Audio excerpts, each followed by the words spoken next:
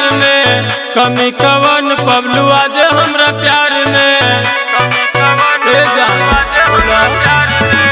सजल रब काले 16 हो सिंगार में कमी कवन पबलू आज हमरा प्यार में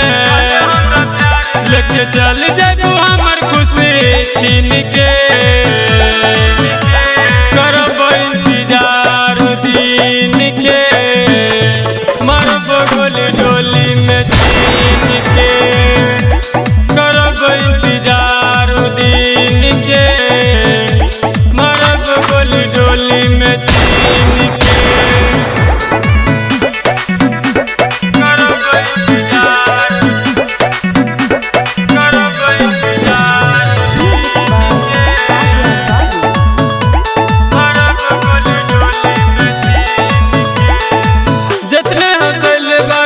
तने रोवैलू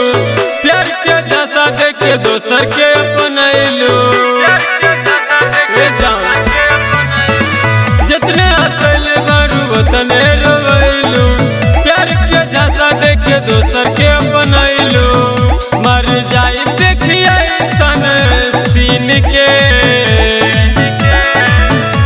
करब इंतजार दिन के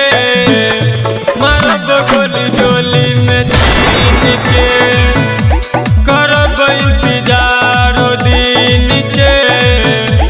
मरब गोली डोली में छीन के करब इंतजार